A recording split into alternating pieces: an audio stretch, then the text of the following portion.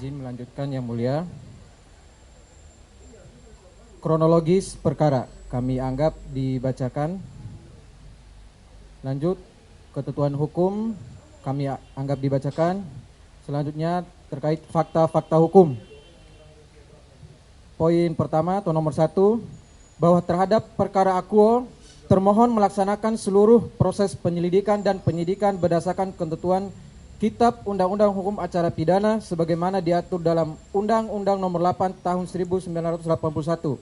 Karena berdasarkan ketentuan peralihan pasal 361 huruf A Undang-Undang Nomor 20 Tahun 2025 tentang Kitab Undang-Undang Hukum Acara Pidana terhadap perkara yang penyidikan atau proses hukumnya telah dimulai sebelum berlakunya Undang-Undang Nomor 20 Tahun 2025 tetap diberlakukan ketentuan Kitab Undang-Undang Hukum Acara Pidana sebagaimana diatur dalam Undang-Undang Nomor 8 Tahun 1981 sampai dengan penyelesaian perkara.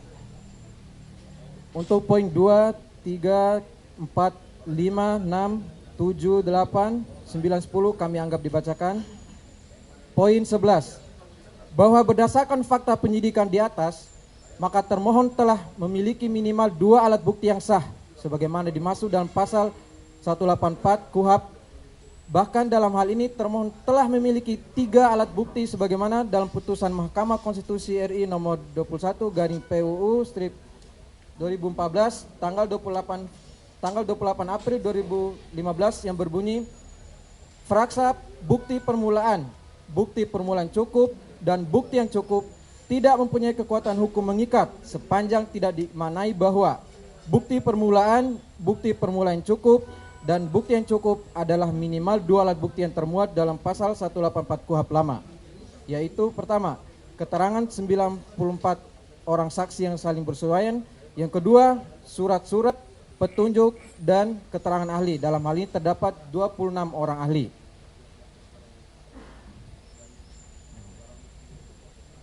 Selanjutnya, bantahan termohon. Bahwa termohon menolak dengan tegas seluruh dalil yang dikemukakan oleh pemohon dalam permohonan pra peradilan akuo, kecuali terhadap hal-hal yang secara tegas diakui kebenarannya oleh termohon. Bahwa sebelum masuk ke dalam poin bantahan termohon, perlu kembali termohon sampaikan bahwasanya berdasarkan ketentuan peralihan pasal 361 huruf A Undang-Undang Nomor 20 Tahun 2025 tentang KUHP membunyikan bahwa perkara tindak pidana yang sedang dalam proses penyidikan atau penuntutannya diselesaikan berdasarkan ketentuan dalam Undang-Undang Nomor 8 Tahun 1981 tentang Hukum Acara Pidana. Bahwa oleh karena perkara akuo telah berada pada tahap penyidikan sebelum berlakunya Undang-Undang Nomor 20 Tahun 2025, maka seluruh proses penyidikannya tetap tunduk dan diselesaikan berdasarkan Undang-Undang Nomor 8 Tahun 1981 tentang KUHP. Bahwa pemohon dalam permohonannya mendalilkan sebagai berikut. 1. Pelapor atas 3 laporan polisi, yakni A. Laporan polisi nomor LP-B-978-4/2025-SPKT-Polres Metro Jakarta Pusat Polda Metro Jaya tanggal 23 April 2025 atas nama pelapor Andi Kurniawan. B. Laporan polisi nomor LPB 1387-4/2025 Polres Metro Jaksel Polda Metro Jaya tanggal 26 April 2025 atas nama pelapor Lecumanan. C. Laporan polisi nomor LPB 976-5/2025 Satreskrim Restro Bekasi Kota Polda Metro Jaya tanggal 5 Mei 2025 atas nama pelapor Samuel Suken. Tidak memiliki legal standing atau tidak memiliki keterkaitan atau tidak memiliki hubungan hukum apapun. Jawaban termohon. Bahwa dalil pemohon tersebut adalah salah dan keliru sehingga patut untuk ditolak seluruhnya. Bahwa termohon menolak dengan tegas dalil pemohon yang menyatakan bahwa ketiga pelapor dan atau adanya laporan tersebut tidak memiliki legal standing, keterkaitan atau hubungan hukum apapun. Argumentasi pemohon tersebut didasarkan pada pemahaman yang keliru mengenai sifat hukum pidana dan ketentuan mengenai penyampaian laporan polisi.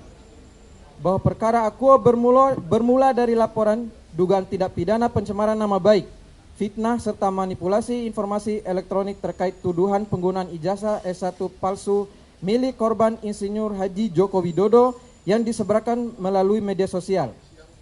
Berdasarkan fakta hukum yang ditemukan dalam penyidikan, tindak pidana tersebut telah tersebar luas di beberapa akun media sosial dan telah diketahui oleh khalayak umum bahwa keberadaan ketiga laporan polisi tersebut merupakan bentuk pelaksanaan hak dan kewajiban hukum dari warga negara yang mengetahui atau merasa dirugikan akibat adanya suatu dugaan peristiwa pidana yang disebarkan ke publik. Terlebih lagi, konten yang dipermasalahkan menyangkut ruang publik atau media sosial yang dapat diakses oleh khalayak umum. Termohon memiliki kewajiban hukum untuk menerima dan menindaklanjuti setiap laporan tersebut melalui serangkaian tindakan penyelidikan dan penyidikan berdasarkan ketentuan Undang-Undang Nomor 8 Tahun 1981 tentang KUHP dan tupoksi termohon sebagaimana yang telah diamanatkan oleh Undang-Undang Nomor 2 Tahun 2002 tentang Kepolisian RI. Bahwa keabsahan proses hukum ini diperkuat oleh fakta bahwa selain ketiga laporan polisi di atas, terdapat pula laporan polisi utama nomor LPB-2831-4-2025-SPKT-Polda Metro Jaya tanggal 30 April 2025 yang diajukan langsung atas nama pelapor korban sendiri yaitu Insinyur Haji Joko Widodo. Seluruh laporan polisi ini saling berkaitan terhadap satu rangkaian peristiwa pidana yang diduga dilakukan oleh pemohon. Bahwa dalam proses penanganan laporan-laporan tersebut, termohon telah melakukan proses penyelidikan dan penyidikan secara profesional, prosedural, akuntabel, sesuai ketentuan Undang-Undang Republik Indonesia Nomor 8 Tahun 1981 tentang KUHP dan Perkap Nomor 6 Tahun 2019 tentang penyidikan tindak pidana. Dengan demikian, dalil pemohon yang menyatakan terhadap ketiga pelapor tersebut tidak memiliki legal standing atau tidak memiliki keterkaitan atau tidak memiliki hubungan hukum apapun adalah dalil yang salah dan keliru.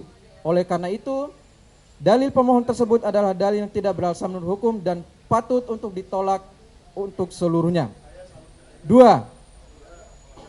Pemohon mendalilkan penerapan pasal 32 ayat 1 Undang-Undang ITE terhadap pemohon adalah tidak tepat dan diduga merupakan pasal yang diselundupkan.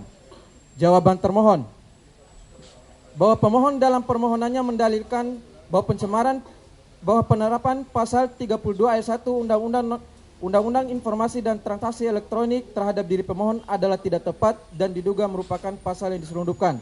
Bahwa termohon menolak dalil tersebut karena tidak didukung dasar hukum yang dapat dipertanggungjawabkan dan menyimpang dari batas kewenangan pra peradilan sebagaimana ditentukan hukum acara pidana.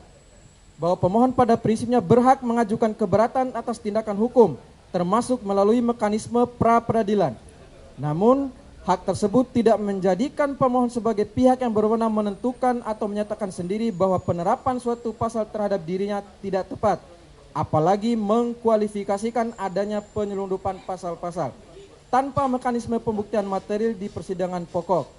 Bahwa hukum acara pidana di Indonesia tidak memberikan kewenangan kepada lembaga pra peradilan untuk menilai tepat atau tidak tepatnya penerapan pasal, maupun untuk memeriksa dan memutus pembuktian unsur-unsur tindak pidana yang disangkakan.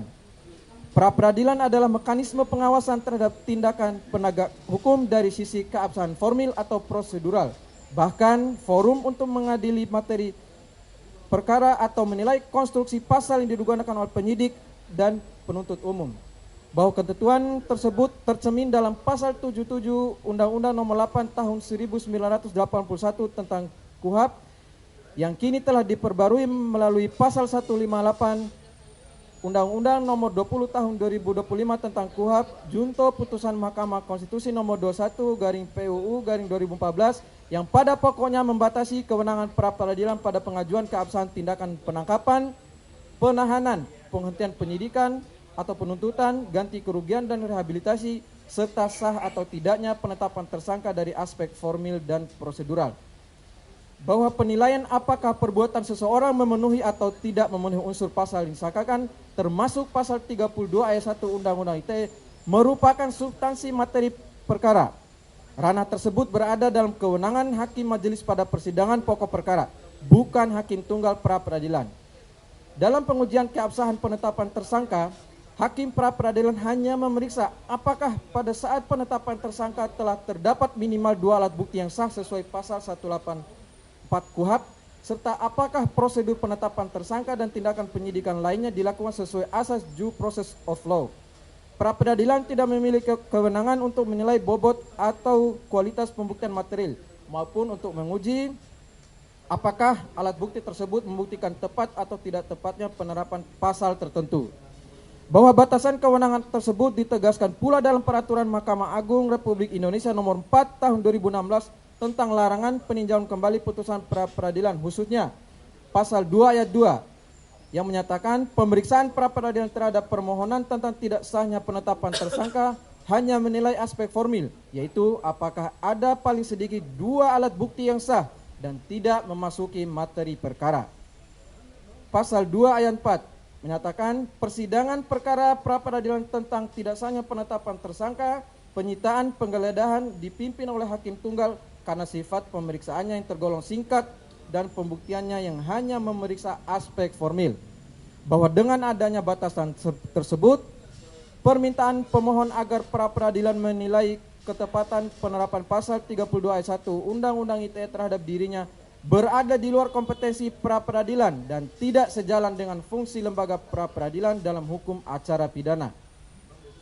Bahwa berkaitan dengan dalil pemohon yang menduga bahwa pasal 32 ayat 1 Undang-Undang ITE merupakan pasal yang diselundupkan, termohon perlu menegaskan kembali bahwa persangkaan berdasarkan pasal 32 ayat 1 Undang-Undang ITE telah muncul sejak awal laporan polisi nomor LPB garing 2831 garing Romawi 4 garing 2025 garing SPKT garing Polda Metro Jaya tanggal 30 April 2025 atas nama pelapor Insinyur Haji Joko Widodo diterima di Sentra Pelayanan Kepolisian Terpadu atau SPKT Polda Metro Jaya.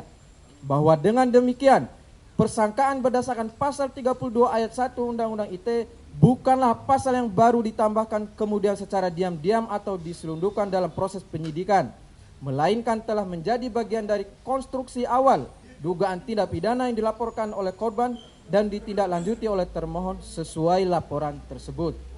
Bahwa dalil pemohon yang mendalilkan adanya penyelundupan pasal tidak menunjuk pada perubahan resmi atau penambahan pasal di luar laporan dan administrasi perkara yang telah berjalan serta tidak menguraikan secara konkret proses mana yang diduga sebagai penyelundupan. Tanpa uraian konkret mengenai tindakan yang melanggar hukum acara pidana, tuduhan adanya pasal yang diselundupkan tersebut menjadi tidak berdasar secara yuridis. Bahwa berdasarkan uraian tersebut, termohon berpendapat bahwa kewenangan pra-peradilan terbatas pada pengujian keabsahan aspek formil dan prosedural penetapan tersangka serta tindakan penyidikan tertentu, bukan pada penilaian tepat atau tidak tepatnya penerapan pasal maupun pembuktian unsur-unsur tindak pidana. Persangkaan berdasarkan pasal 32 ayat 1 Undang-Undang ITE terhadap pemohon telah muncul sejak awal laporan korban dari Insinyur Haji Joko Widodo dan bukan merupakan pasal yang diselundupkan dalam proses penyidikan. Dalil pemohon yang menyatakan bahwa penerapan pasal 32 ayat 1 Undang-Undang ITE terhadap pemohon adalah tidak tepat dan diduga merupakan pasal yang diselundupkan dan tidak didukung oleh dasar hukum acara pidana dan tidak menunjukkan adanya pelanggaran formil atau prosedural yang menjadi objek kewenangan pra-peradilan. Bahwa oleh karena itu, dalil pemohon mengenai penerapan pasal 32 ayat 1 Undang-Undang ITE terhadap pemohon adalah dalil yang tidak berdasar hukum dan berada di luar ruang lingkup kewenangan pra-peradilan, sehingga patut untuk dinyatakan tidak beralasan menurut hukum dan ditolak untuk seluruhnya. Selanjutnya, poin 3. Bahwa pemohon dalam permohonannya mendalilkan bahwa tidak ada bukti permulaan yang cukup atau alat bukti yang sah sebagaimana dimaksud dalam putusan Mahkamah Konstitusi nomor 21 garing PUU garing 2014 dan pasal 184 KUHP dalam menetapkan pemohon sebagai tersangka, sehingga penetapan tersangka yang dilakukan oleh termohon adalah melawan hukum. Jawaban termohon, bahwa termohon berpendapat dalil pemohon tersebut tidak sejalan dengan ketentuan putusan Mahkamah Konstitusi sebagaimana dimaksud dan pasal 184 KUHP serta bertentangan dengan fakta proses penyidikan perkara akuo. bahwa pemohon mendalilkan ketidaksahan penetapan tersangka dengan mengacu pada putusan Mahkamah Konstitusi nomor 21 garing PUU garing 2014, namun putusan MK yang dimaksud justru memberikan standar yang jelas dan objektif bagi penilaian keabsahan penetapan tersangka, yaitu penetapan tersangka merupakan objek yang dapat diuji melalui pra-peradilan dan frasa bukti permulaan cukup dan bukti yang cukup harus dimaknai sebagai minimal 2 alat bukti yang sah sebagaimana diatur dalam pasal 184 Undang-Undang Nomor 8 Tahun 1981 tentang KUHP, bahwa dalam perkara akuo pada saat penetapan pemohon sebagai tersangka, termohon telah memenuhi bahkan melampaui standar minimal tersebut karena penetapan tersangka dilakukan berdasarkan sekurang-kurangnya 3 jenis alat bukti yang sah menurut pasal 184 KUHP, yaitu keterangan saksi, yang kedua keterangan ahli, dan yang ketiga surat. Bahwa keabsahan dan kecukupan alat bukti yang dikumpulkan oleh termohon tidak hanya dinilai secara internal, tetapi juga telah diuji secara formil oleh jaksa penuntut umum. Berkas perkara atas nama pemohon telah dinyatakan lengkap atau P21 oleh jaksa penuntut umum Kejaksaan Tinggi DKI Jakarta tertanggal 30 April 2026, dan selanjutnya setelah dilakukan penyerahan tersangka dan barang bukti atau disebut tahap 2 pada tanggal 19 Juni 2026, hal ini menunjukkan bahwa alat bukti yang dikumpulkan oleh termohon dipandang cukup oleh penuntut umum untuk melanjutkan perkara ke tahap penuntutan. Bahwa berdasarkan uraian tersebut, pada saat penetapan pemohon sebagai tersangka dalam perkara akuo, termohon telah memiliki sekurang-kurangnya 2 alat bukti yang sah sebagaimana dimaksud dalam pasal 184 KUHP, bahkan dalam bentuk lebih dari 2 jenis alat bukti, dan penetapan tersangka didahului dengan pemeriksaan pemohon sebagai saksi atau calon tersangka sesuai dengan standar yang ditetapkan oleh putusan Mahkamah Konstitusi nomor 21 garing PUU garing 2014 yang sebagaimana dimaksud. Bahwa oleh karena itu, dalil pemohon yang menyatakan tidak adanya bukti permulaan cukup atau alat bukti yang sah dalam penetapan tersangka tidak sejalan dengan ketentuan putusan MK yang dimaksud dan pasal 184 KUHP serta tidak sesuai dengan fakta proses penyidikan perkara akuo. Dalil tersebut tidak beralasan menurut hukum dan patut ditolak seluruhnya. Yang keempat, bahwa pemohon dalam permohonannya mendalilkan bahwa tidak ada alat bukti sebagaimana dimaksud dalam pasal 184 KUHP dalam menetapkan pemohon sebagai tersangka khusus terhadap pasal 32 ayat 1 Undang-Undang ITE. Jawaban termohon, bahwa termohon berpendapat dalil pemohon tersebut tidak sesuai dengan fakta proses penyidikan perkara akuo karena dalam rangka pembuktian dugaan tindak pidana berdasarkan pasal 32 ayat 1 Undang-Undang ITE dimaksud, termohon telah mengumpulkan sekurang-kurangnya 2 jenis alat bukti yang sah. Bahkan dalam hal ini termohon telah memenuhi 3 jenis alat bukti sebagaimana dimaksud dalam pasal 184 KUHP, yaitu dalam hal ini terdapat keterangan ahli, surat atau petunjuk, dan keterangan saksi. Bahwa dalil pemohonnya menyatakan tidak ada alat bukti khusus untuk pasal 32 ayat 1 Undang-Undang ITE tidak memperhatikan fakta bahwa termohon dalam proses penyidikan telah mengarahkan pengumpulan alat bukti pada pemenuhan unsur-unsur pasal tersebut, khususnya mengenai dugaan perbuatan mengubah, menambah, mengurangi, melakukan transmisi, merusak, memindahkan, atau menyembunyikan suatu informasi transaksi elektronik milik orang lain. Bahwa secara rinci, alat bukti yang dikumpulkan oleh termohon terkait pasal 32 ayat 1 Undang-Undang ITE adalah sebagai berikut. Pertama, alat bukti keterangan ahli. Lalu yang kedua, alat bukti surat dan petunjuk. Dan yang ketiga adalah alat bukti keterangan saksi.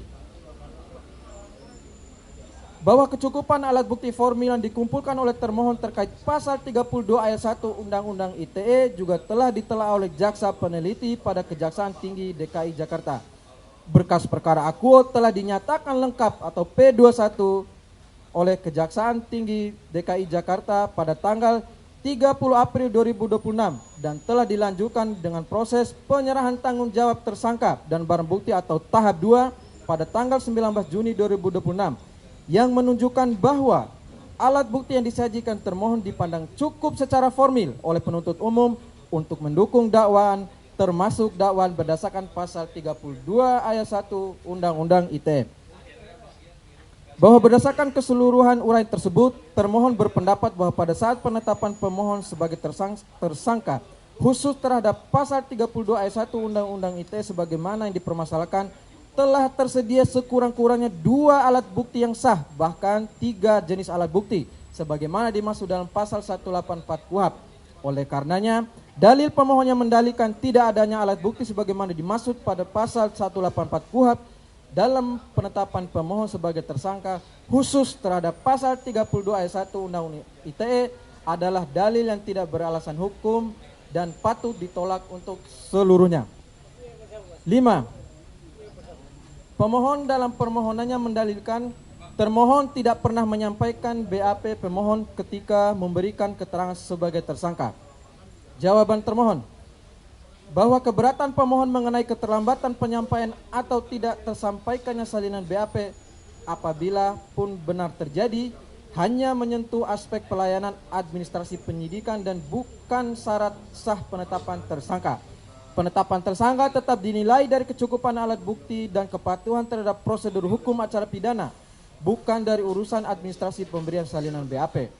Bahwa dalam menjalankan rangkaian proses penyidikan, termohon senantiasa menjunjung tinggi asas due process of law sebagai pilar utama fight trial.